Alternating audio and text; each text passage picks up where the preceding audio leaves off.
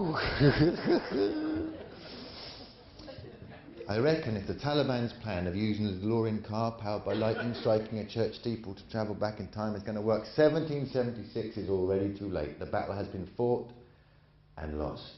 James Madison, one of the main framers of the US Constitution, is already saying the prime responsibility of government is to protect the minority of the opulent from the majority. So I reckon we've got to go back earlier to when things are still in the balance. July the 25th, 1609, when the Sea Venture, a ship chartered by the Virginia Company, is in the last leg of her voyage from Plymouth across the Atlantic to England's first colony in the New World, and it's taking 250 replacement workers to the tobacco plantations in Virginia. And bear in mind, this is yonks before most of your Pilgrim Fathers go out, but we never hear about these English men and women going to America because they are altogether the wrong sort of people. In March 1609, the Virginia Company applied to the Mayor of London to ease the city of swarms of unnecessary inmates, idle persons, irregular youths of no religion and extreme poverty, Jacobean and Johnny Rottens. There's no point living in London, it's tedious. I hate it here, everyone's a moron. I'm going to America, they appreciate talent there.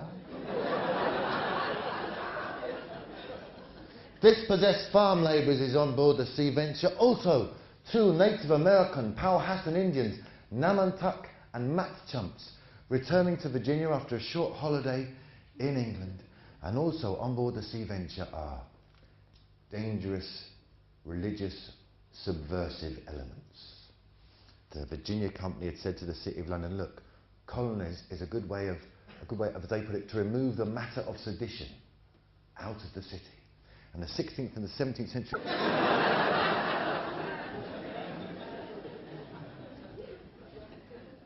July the 25th, the Sea Venture is hit by El Nino. Company Secretary William Strake describes the mighty hurricane in his journal. The winds, whistling and singing most unusually, did beat all light from heaven, which like an hell of darkness turned back upon us. Our cries were drowned in the winds in the thunder. They cut down the rigging and the sails, they chucked the luggage overboard. 2,000 tons of Atlantic Ocean smashes into the hold, and the Sea Venture is shattered between 2 giant rocks, but by a miracle, no loss of life. The entire crew straggle ashore onto the uninhabited island of Bermuda, the richest, healthiest and pleasantest place they ever saw, right, Strakey? Because there's another miracle here. There's not only is there food, like red snapper and grouper in the waters, there's feasts. Black hogs swam ashore from a Spanish shipwreck years ago and have now bred and roamed through the island. And Strachey in his journal describes all the things that they gorge themselves upon. He talks about wildfowl that just land on your shoulder. And then at one point he says, and a giant tortoise that fed 50. Now I can't imagine a tortoise being that massive that 50 of you could eat of it. Unless of course he means the verb in a slightly different sense. You know, there's the survivors of the shipwreck straggling on the shore when suddenly a catering truck pulls up with a giant tortoise in the hatch frying burgers. Get some more onions out of the freezer, Lance. Smells delicious. How do we pay you? Lettuce. Yes, but you see, there ought to be a community of good... Lettuce. One and only currency on my island. Oh, there's my cigarettes, my mother. Bermuda caused them utterly to forget or desire ever to return from thence. They lived in such peace, plenty and ease. Because the commoners are saying, you can keep Virginia, we're going to stay in Bermuda, it's an earthly paradise and we don't need to work. And this is a problem for Sir Thomas Gates, who's going to be the military governor of Virginia. It's a problem for the militia, who kind of won't get paid unless they go with Gates. It's a problem for Sir George Somers, chief executive of the Virginia Company. And they start off, Gates and Somers, they start off by saying to the commoners, look, trust us, you know, compared to Virginia, Bermuda is like Lancing, forget about it. It's White Hawk, it's nothing. At this, the sailors speak up. They say, in Virginia, nothing must be expected but wretchedness and labour with many wants and a churlish entreaty, there being neither fish, flesh nor fowl there, which here at ease and plenty might be enjoyed. Because the sailors, they've already been to Virginia once before, they've made the return trip, and they know the only reason for the voyage of the Sea Venture is because of the original 235 settlers they left in Virginia. Famine has claimed all but 60. And them 60 that's still alive are digging up the dead, eating leather boots, eating serpents, none of which is mentioned by John Denver and Take Me Home Country Road to the Place I Belong, West Virginia. So the commoners joined with the sailors, and they withdraw into the woods to set up their own commune. Unfortunately, Gates has been invested by the Virginia Company with the authority to declare martial law and execute anyone who gets in the way of the company fulfilling its charter. Nowadays, of course, we can't imagine a corporation having that kind of power. But I urge you to make the effort of historical imagination and put yourself into the very different world of the early 17th century. They attack the commune, they shoot one, hang another, clap another in irons for verbal mutiny, for saying, I don't want to go to Virginia, it's all country and western music. And flared trousers. At gunpoint and pike point, they spend the next 42 weeks making from the wreck of the Sea Venture 2 replacement ships, the Deliverance and the Patience. And finally, May 1610, they're ready to set sail for the last leg of their journey. But just before the off, the catering tortoise trundles down to the shore and he hands out packed lunches to all the commoners that are going on the voyage. And he says to them, when you get to Virginia, don't forget what you learned here on the island of Bermuda. What have we learnt?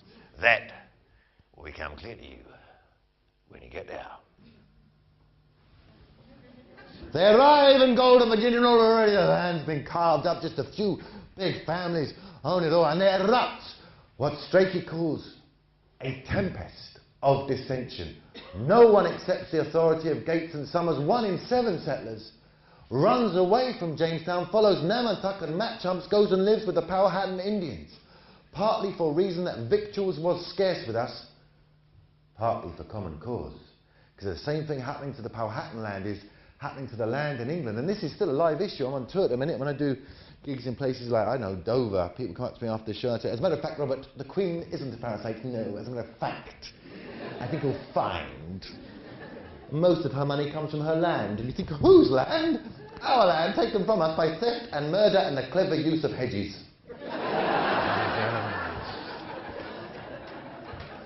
It's like a raw wound encloses that town.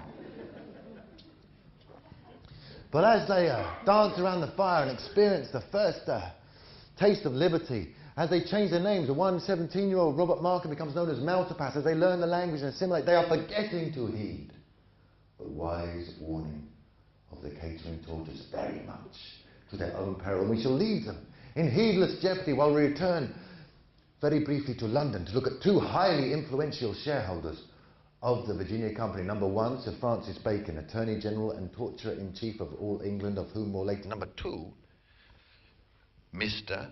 William Shakespeare, investor in, shareholder of the Virginia Company, begging the question, what does he need the money for?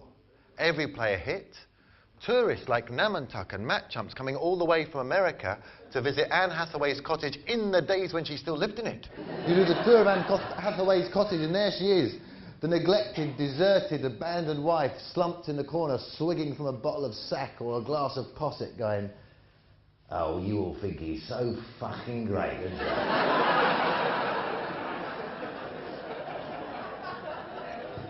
William fucking Shakespeare.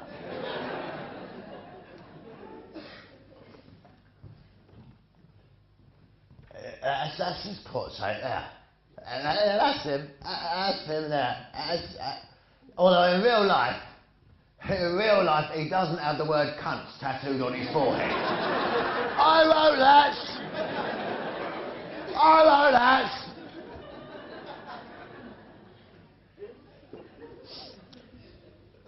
When Shakespeare reads Strachey's report to the shareholders explaining why dividends from the wreck of the Sea Venture are going to be somewhat more modest than forecast, it inspires him to write the last play he writes alone, The Tempest, which has its premiere at the Guildhall where the Chancellor now speaks on Hallowmas night, 1611, and by a queer twist of fate, and precisely as the catering tortoise predicted, exactly what happens in Bermuda happens in Virginia. Gates and the militia led an attack on the Powhatan communes, and they retake all the English runaways, get them back to Jamestown, where in Gates's own words, extreme and cruel tortures were used to terrify the rest for attempting the like. Some made points to be burned, broken on a wheel, bound to a tree and starved, hung, shot, and thus with enough terror and violence. Virginia is made a safe place for the accumulation of profit, a safe place for capitalism.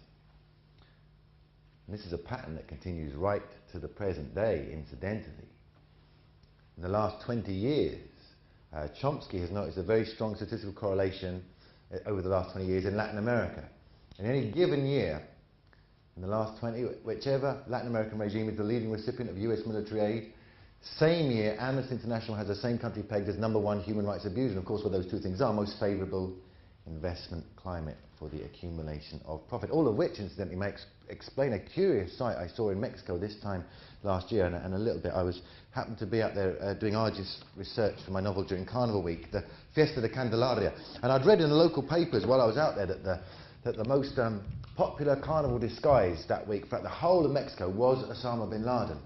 But nothing prepared me for Carnival Week itself, because you come out onto the streets and everywhere you look, hundreds of Osama bin Ladens. And bear in mind, many people have been spending weeks and months making incredibly detailed, convincing masks, and they've got the full Monty on, and then the procession comes along, and there's even more Osama bin Laden when you think about it.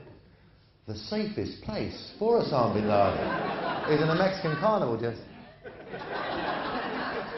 Although, of course, the one giveaway, the one way you can tell the real Osama bin Laden from all the others is, of course, the real Osama bin Laden. He ain't heard any music since he got into fundamentalism in the early 80s. So kind of all the other Osamas, they're kind of winding up their waist carnival styly. But the real Osama, he'll be the one doing the iffy electro-pop. Ooh, baby.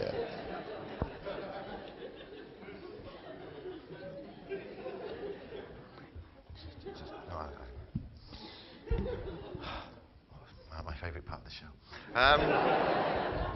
I used to have, sometimes I used to do it with music, but sometimes the young techies would just leave it on just for those last few seconds a bit more that you wanted, just to say, oh, so the old man wants the body pop. And just leave me out there and I just... There's nothing worse than like a reluctant body puppet. Anyway, so, he's losing his touch though, Osama bin Laden. His heart isn't in it, I don't think. I mean, look, what's the last thing we heard from him? Audio cassette. Frankly disappointing audio cassette. Let's say we know for a fact that his one goal in life is to plant terror in the Western mind. He missed a golden opportunity with that audio cassette, didn't he? So what he should have done, he should have one of his mates standing in the middle distance. He says to him, all right, you stand over there about 12 foot away. Yeah, stand over there. Wait till I'm halfway through my speech, I'll give you the nod, and then you do it then, right? So he's got his mate all queued up. And Osama presses play and record. And he's like, as you bomb, so shall you be bombed.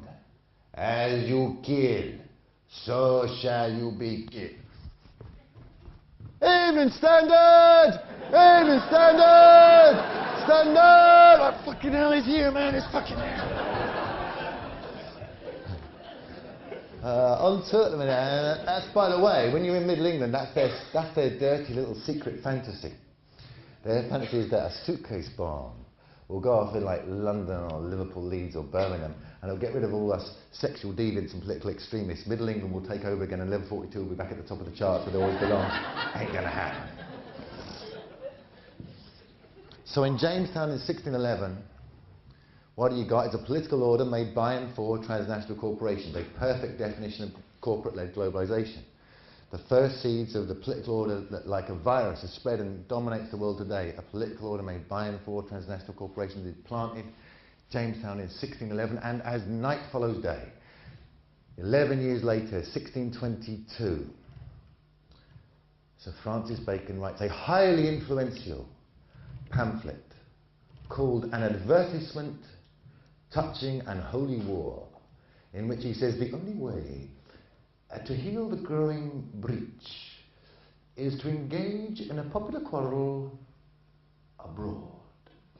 Now, the growing breach is that the last 10, 20 years in England had seen huge amounts of civil unrest, uprisings, rebellions. There's the Midlands Revolt of 1607, the Southwark Butter Riot, the Beggars' Christmas Revolt, the Plasterers' Insurrection of 1614. They probably said they were done by 1610.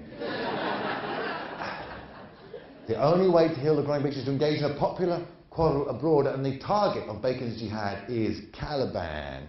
He cannibalizes Colon. Colon was his word for the Carib Indians, cannibals, but he means Caliban. He just specifies who they are. He says the savage and monstrous Powhatan Indians, who just happen to live on that prime Virginian real estate, but right from the off. It's going to be a humanitarian intervention because not only, writes Bacon, is it lawful and meritorious to extirpate and depilate these savage monstrosities, but it's a divine honor.